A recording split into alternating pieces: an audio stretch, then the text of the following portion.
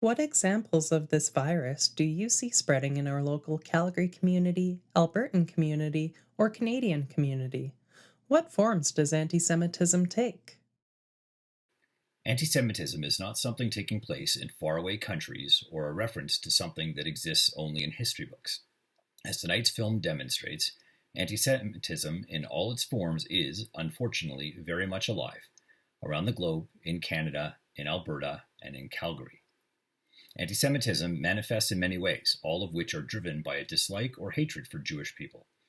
Some anti-Semitic acts include hate-motivated insults, which typically involve derogatory words and references to centuries-old stereotypes, the perpetuation of conspiracy theories in which Jews are said to control the media, the world's finances, the actions of certain governments and other powerful bodies, and are acting as puppet masters to achieve desired outcomes. Other acts of anti-Semitism involve property damage and vandalism, assaults, and even horrific acts of terrorism and murder. Jewish Canadians form 1% of Canada's population, but were the target of nearly 20% of all hate crimes in our country.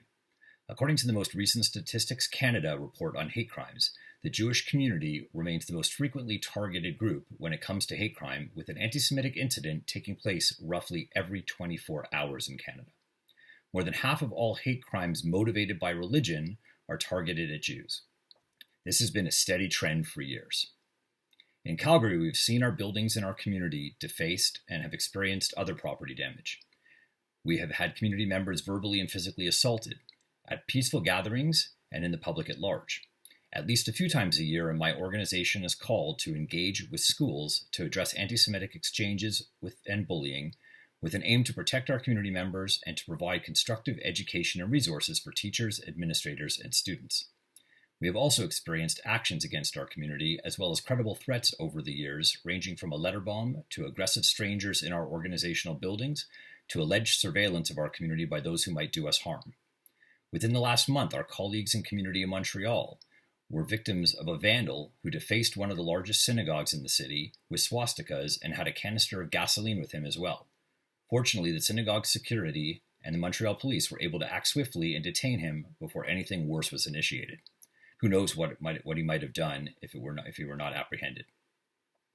It is clear the acts of anti-Semitism that hate crimes directed at Jews continue to comprise a disproportionate percentage of all hate crimes, locally, provincially, and across Canada.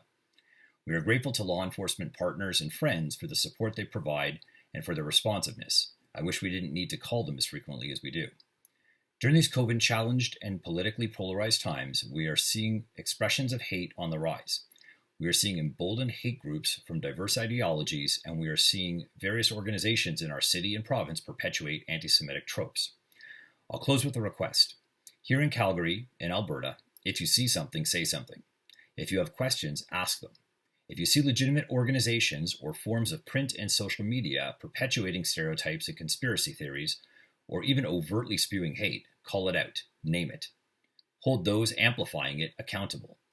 Many of the worst atrocities and injustices in the world started with words. Don't be a bystander. Thank you.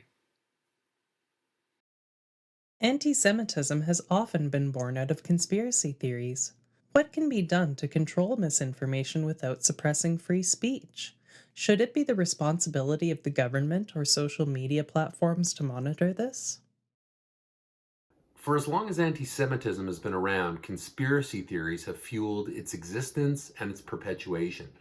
From the poisoning of wells in the villages of Eastern Europe to Jews killing Christian children to use their blood for ritual foods, these absurd conspiracy theories would be laughable were they not so deadly. In more recent times, the proven forgeries, the protocols of the learned elders of Zion, are still widely for sale throughout the Arab world. They continue to provide fodder for anti-Semites who imagine a puppet master Jewish cabal that rules over media and government.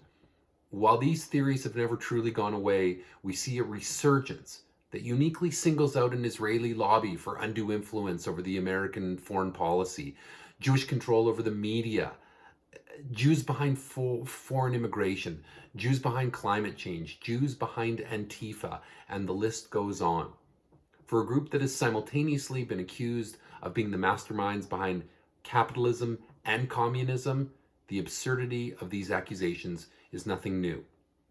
The sinister Jewish puppet master has been a mainstay of delusional conspiracy theories of the extreme right and the extreme left, and one that you were as likely to see in Der Strömer in the 1930s and 40s as you are to now see featured at right-wing rallies in North America or on the front pages of mainstream newspapers throughout the Arab world. So is there a responsibility of government and social media companies to address it? Absolutely. Our government can't absolve itself of the responsibility to hold itself, its trade partners, and the NGOs that receive funding from our tax dollars from refraining from this type of hate speech.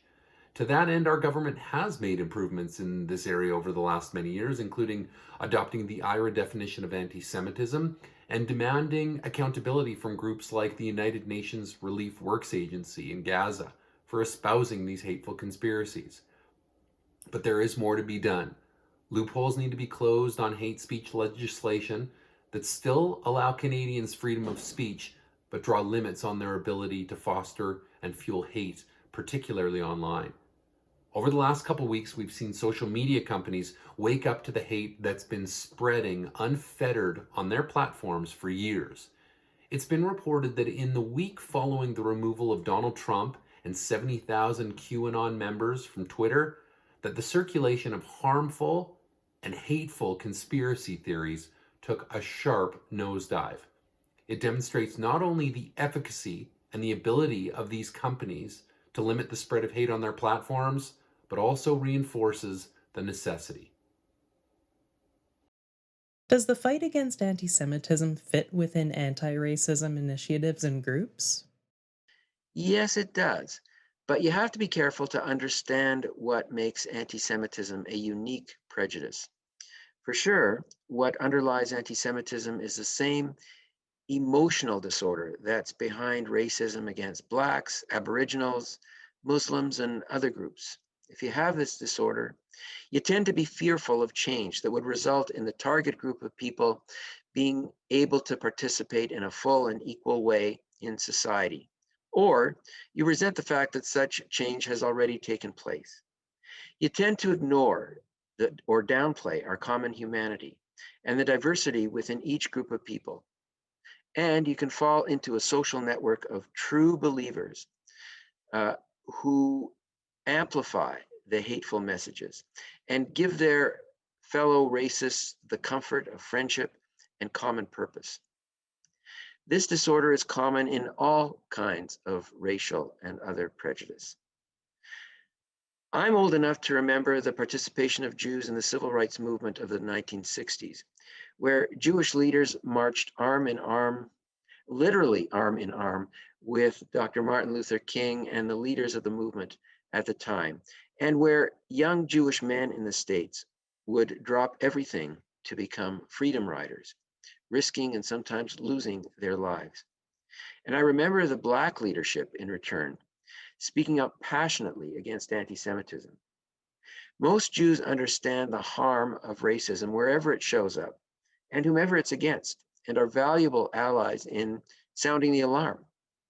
One of my heroes, the late Elie Wiesel, a Holocaust survivor and Nobel Prize winning author, used his platform in his later years to warn about the genocidal atrocities taking place in the Balkans and in Rwanda. No Jews were involved in those conflicts. At the same time, however, anti-Semitism is unique. It's not strictly speaking about race. Anyone can become a Jew regardless of the color of your skin. Neither is Judaism about religion. Many, if not most Jews today, are non-believers, including top political and opinion leaders. Nor is it about nationality. Not quite half the Jews in the world live in Israel, and the rest live elsewhere. Most Jews support the state of Israel, but not all. And anti-Semitism itself has morphed over the centuries. Originally, it demonized Jews for having different religious beliefs. Then in the 19th and 20th centuries, and particularly with the Nazis, it was based on race theory. And over the past 50 years or so, there's been an explosion of Jew hatred based on allegiance to Israel. I want to conclude with a caution and a warning. Nowadays, many anti-racism advocates include anti-Semitism in a laundry list of prejudices to condemn. But I have to admit that when I hear that, I often feel uncomfortable. Why? Because too often anti-racists themselves are shaped by media and social influences to dislike Israel. And they use the condemnation of anti-Semitism as a cloak of virtue to enable them to conduct a purity test of their Jewish comrades. If you condemn Israel, you can work with us. If you support Israel, you can't. But this is wrong and counterproductive. One can support Israel, the fulfillment of the national liberation movement of the Jewish people, and also fight against racism, including but not limited to the same racism that would uniquely deny Jews the right to a national homeland. So the fight against anti-Semitism is indeed strengthened by joining with other initiatives to combat prejudice and hate. And anti-racist movements are strengthened in turn by harnessing the efforts of fighters against anti-Semitism to their cause. What is the Jewish community doing to remain strong in the face of anti Semitism? When anti-Semitism strikes our community, the assailants are looking for us to cower. Our response to these attacks can only be to show that we do not fear them. We continue to lead proud Jewish lives. We send our kids to Jewish day school to learn about their rich heritage. We send our kids to sleepover camp to build community and lifelong memories. And we build our fitness, strength, and sense of togetherness at our community living room, the Calgary Jewish Community Center. Hate and bigotry have no place in Calgary, and yet it affects many in our community in Calgary at large. As a Jewish community, we continue to foster meaningful bonds with allies against hate. These partnerships include standing together with newcomers to our community and also nurturing relationships with those in our Calgary community that have been here for decades. It is our collective responsibility to continue to stand strong against bigotry and hatred. What actions can all Calgarians take to combat this virus in our local communities? The fight against anti-Semitism is as much for every other part of our city as it is for the Jewish people. We as Calgarians must do our part to fight anti-Semitism, to prevent it, and to stand up for it. When people ask, what can I do? The first thing we tell them is simply to speak up. If you see or hear anything anti-Semitic, say something. It could be as simple as a joke or a comment, and you simply need to say that is not right.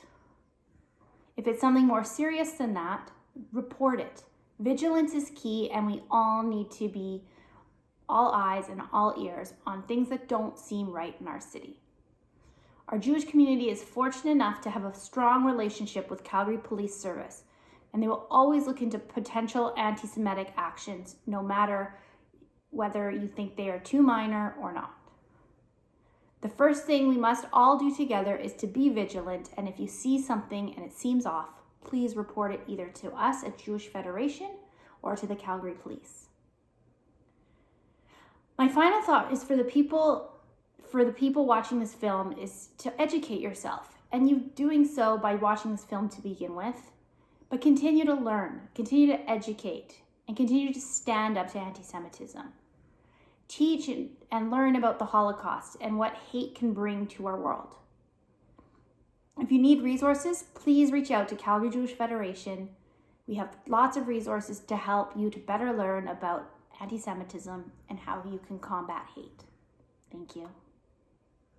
I would like to take this time to thank you again for supporting the Marda Loop Justice Film Festival. Our festival could not have survived without your continuous support. If you enjoy what you saw today, please consider making a small donation. We are a nonprofit festival and rely on the generosities of our supporters to keep the festival free of charge and accessible. The donation link can be found on the CERB TV film subscription page or on our festival's website. justicefilmfestival.ca.